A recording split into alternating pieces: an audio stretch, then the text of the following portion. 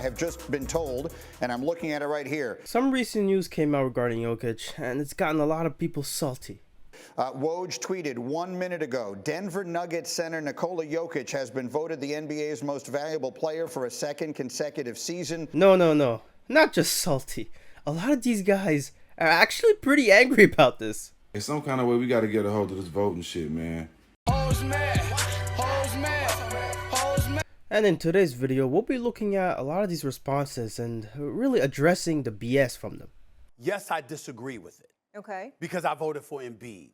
But I have no problem with it. But first, let's revisit the last season because we seen then that a lot of people just have a problem with Jokic winning MVP. I give it to Joel Embiid right now. His PPG is more than the Joker's, and he's a little bit better. Not a lot better. He'd be a 10, and the Joker be a 9.9762541. And I can see where people like Shaq are coming from. Yeah, the numbers are close, and then there's the 15 triple-doubles by Jokic, and you look at team records, and they're separated by 1 game. But I think one part that played into Jokic's hands was the lack of availability from Embiid, who missed 18 games that season. But you Denver have out west, and Ernie, you have to factor in the missed games, though. Yeah, 18 missed games for Embiid, and Jokic has played all 58. So you can see here that Jokic, man, he won it fair and square. That's why I think. Why you got to factor in missed games? I'm just asking. I mean, we've seen it just this season with Kevin Durant's injury hampering his chances at winning MVP. Your criteria is not potent enough for me. Y'all are hating. Both of y'all Well, are. hate because the two missed 20 games. Don't matter. He still came in averaging 30.1 points. Okay, now it's starting to sound like Shaq's the one hating here. Well, if that was the case, well, then, hey, he's averaging 27. Hold on. Jokic averaging 27, though. Yeah, below. Shaq, I don't think you want to play this game with them.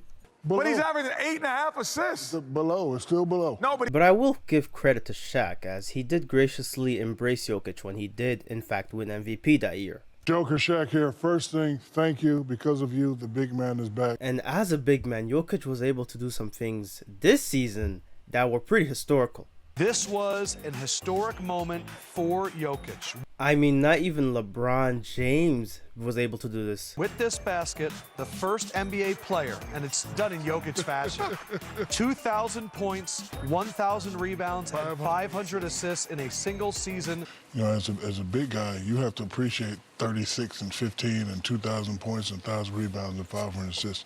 Definitely a great player, and he plays his own way, his own style. If you've watched these games, enough of them at least, in the regular season, you would know that Jokic was the best player out of all of them, and that he was going to win the MVP. No doubt about it. I think even Stephen A. thought the same thing. Nikola Jokic got the better of Joel Embiid on Monday night. The reigning league MVP knocked off his supposed biggest challenger in Philadelphia. So yeah, when Jokic and Embiid played each other in this MVP matchup, a lot of people had their eyes on this game as it may decide who the MVP would be. But it's also a fact that the Sixers are beating up on weaker teams and struggling against better competition. Real competition. Like the player who's about to become back-to-back league MVPs. Now, Stephen A. wrapped his thoughts up by saying if he were to continue this run, he would become MVP. And he did continue it to a certain extent. He went on to really play well towards the end of the season. And you had other players backing him up for MVP as well. I think, once again, when you look at the impact, when you look at the name of the award is the most valuable player. So who has been the most valuable for their team? And I think if I had a vote, I would vote for Jokic. I think he was the most impactful for his team. And now we get to the part where a lot of guys just don't understand this definition. Winning matters, and that's what I was always taught. That's why y'all gave it to Steve Nash back in the day, right? And also shout out to this Twitter account for providing us the meme video that I'm using. And also follow me on Twitter, man, if you don't mind, and help me pass Ayesha Curry subscribers, please. Now, Zach Lowe, you remember him? He had a tirade about Jokic, and it was amazing. It was beautiful to watch. It was so epic. It's beyond stupid that we frame this as a two-man race. Like, Nikola Jokic is averaging 26.5. Stop. 26. And this was earlier in the season where guys like Kevin Durant and Stephen Curry were being talked about as potential MVPs. And of course, Jokic was sidelined. And the only reason he's not in the MVP conversation is because the Nuggets, without everybody, are just 14 and 13. It's stupid. He belongs in the race, and so does Giannis. That's how he got the MVP last year. So what? He got the MVP last year. He can't get it again? Yeah, these dudes were arguing straight nonsense the whole time. It was embarrassing to watch. And really, it's like, you're just hating. Did you hear the numbers? I heard the numbers, but they are sitting like in the 8th or 9th slot. Because their team is It don't matter. When it matters. And mind you, this was early in the season, man. This was not really much games played, not a whole lot of sample size, and they were talking like this. I think it was the right guy, but Joel Embiid is still in the playoffs. He could be an NBA champion, and that's way more. That's worth more to me than getting an MVP. And now you can see they've changed their tune up. The argument isn't so much about the records because the Denver Nuggets are actually 3 games behind the Sixers in terms of record, even though the Sixers are 4th and the Nuggets are 6th. And I know the metrics point to Jokic. There's no doubt about that. But for me, Joel Embiid carried that entire franchise. And what, you're saying Jokic didn't?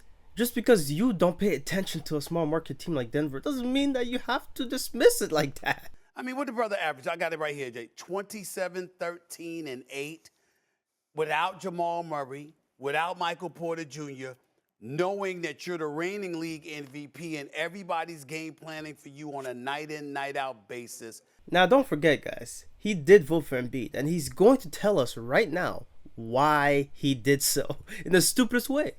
I voted for Embiid. I thought the level of adversity that Jokic went through without having those two players, as significant as that was, is an entirely different animal with the nonsense that Joel Embiid was subjected to because of the whole drama that involved Ben Simmons. What? This all just tells me that you were not paying attention to Jokic and what he had to go through this season. Even though you sound like you did, the water I'm drinking at the moment is starting to taste bitter because of all the salt I'm seeing. I won't waste too much of your time going through this clown's arguments. Yes, he did. He deserved to be the MVP. However, he should not have won the MVP. So here's a nuanced conversation that the majority of the sports world is not having. It really doesn't matter what conversations you have in the video. When you begin your videos in very outlandish ways like here, it's very insane. Not possible for him to be the face of the NBA. Yeah, it's not possible, Selin. Why is it not possible? You can't be the face of the NBA if they can't pronounce your last name. You'd think a guy with the last name Acho would understand how stupid that sounds. In some kind of way, we got to get a hold of this voting shit, man. I honestly cannot believe this guy used to work at ESPN and now he still has a job. In some kind of way, we got to get a hold of this voting shit, man. Jokic is great, better than I ever was. I ain't taking nothing from him, dog. But you're about to, which is why you're saying these words. It really doesn't mean much. But he is not a back-to-back MVP. Just like Steve Nash wasn't a back-to-back MVP. They keep going back to this Steve Nash comparison like this is the same case of it. And clearly these guys are still hurt. And these are just facts, man. It's other players who having great years, career years, who teams have a chance to win the championship. And if you know the game, you know Denver did not have a chance to win the championship. That is so irrelevant. That would mean guys like LeBron James would have 10 MVPs by now. And that's just silly. All these people that never made a basket or got a rebound voting, living their dreams through a keyboard, man, messing up the game and Same guy that tries to talk politics, trying to tell other people to stay in their lanes. Give me a break. What do you mean we're not talking about Jokic winning the MVP? I knew you guys were waiting for this one.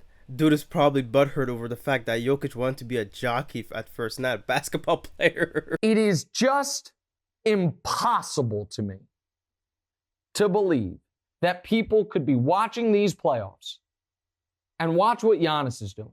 Watch what the Sixers looked like the 2 games without Embiid and the 2 games with Embiid in this series. Why is this guy talking about the playoffs like this is irrelevant?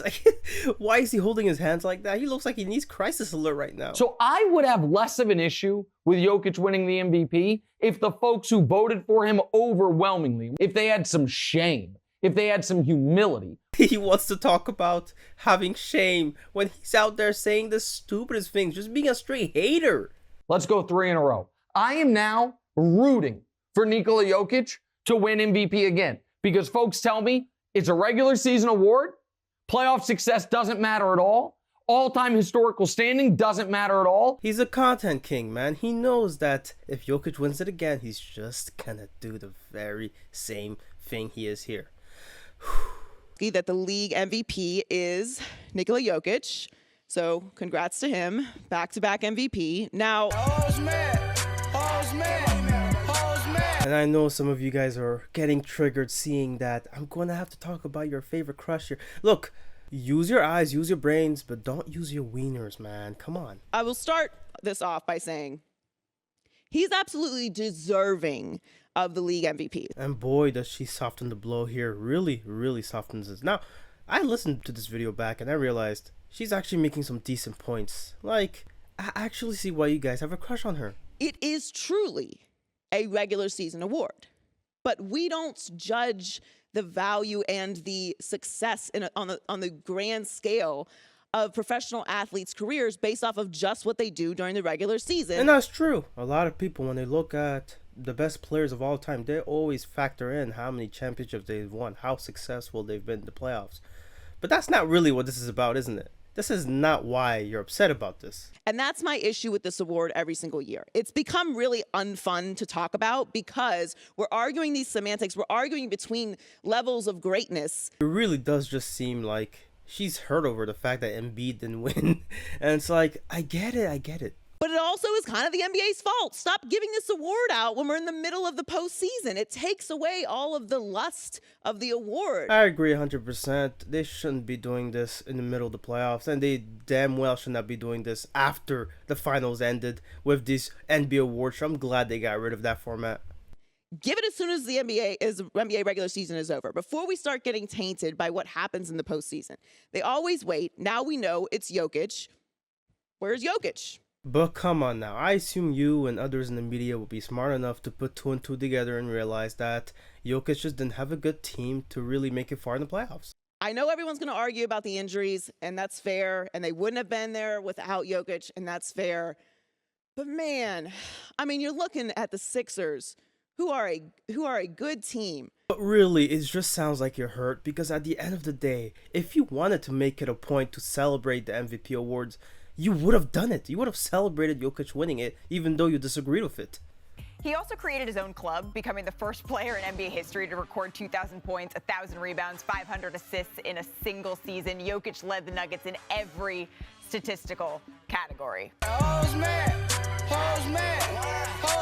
Now, this last video really exposes the cogs in the media machine, and I don't know if this was a slip-up or if he was actually meant to say this, but Richard Jefferson and crew, yeah, they really gave us a good nugget here. And I'm first going to address one thing before that. Look at the advanced stats. I think it's going to go down in history as, okay, he won because of the advanced stats. That's how it's being written right now. No, don't give me that crap. It's not because the advanced stats. You could look at his basic stats. Look at him averaging 27.1 points, 13.8 rebounds, 7.9 assists, and he led his team to a 46-28 record in the games he's played, and that in itself is good enough for a 50-win season if you were to play every game that season.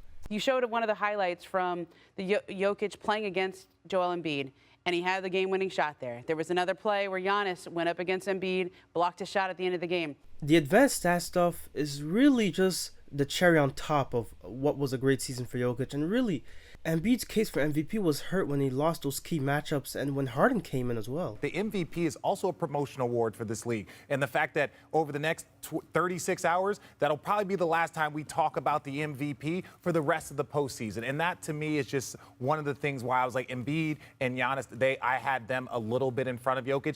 My goodness, ain't that something right there? That's insane. I'm glad he said it openly. I'm glad they even allowed that part of the video to even be put on YouTube. Look, this is how the media works. We know this. We've seen it for years. But they're stupid if they really think that a player in Jokic is not marketable even when he's not in the playoffs. Are you kidding me right now? So here's what I want to make sure I make fans and media members and even players in the league understand. What you're seeing from the Joker, somebody his size being a point center, getting triple doubles. The only other person that has done it like this is Wilt Chamberlain. To be mentioned alongside a guy that really just seems like a mythical figure at this point, man. I'm not even sure if Wilt existed. This guy is doing things that we've never seen. Most of us are not born. We're not born around the time Wilt played, so we really never get to see a dominant center being that influential, that impactful on the team. Now, I've said in a previous video that Jokic, one of the things that makes him not liked as much by people, especially in the American media, is the fact that he's European, the fact that he's, not as marketable of a player to American youths as a guy like Embiid, and even a guy like Giannis to a certain extent. And it's like, is it the fact that he's white? No, of course not. I don't think so. But a lot of people do think that. And a lot of people in my comment sections have said the same thing for months now. And it's like, I get where they're coming from in terms of the frustrations, because a lot of people, like myself, actually do find Jokic appealing to watch. He actually is fun to watch. I've said this in previous videos. His passing is sublime.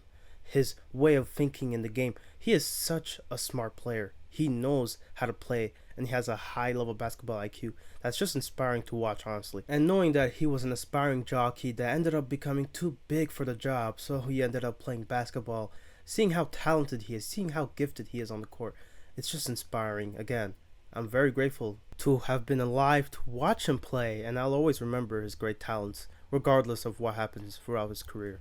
And Doc Rivers, well, he had some things to say as well, and he's the coach. He's gonna stick up for his guy. It's normal. And he makes it seem like, oh, it's because of the analytics people that he won, even though Jokic had the better season. And look, I get it. You lost to the Joker yet again, and you can stay mad. Also, we have to give him MVP solely on this. I mean, shoving Morris like this, beautiful, absolutely amazing. He deserved it for sure. Now, if you like this video, subscribe. If you don't like it, I'm really sorry. You just wasted your time. And how can I repay you for this? Yeah, watch this video right here if you want.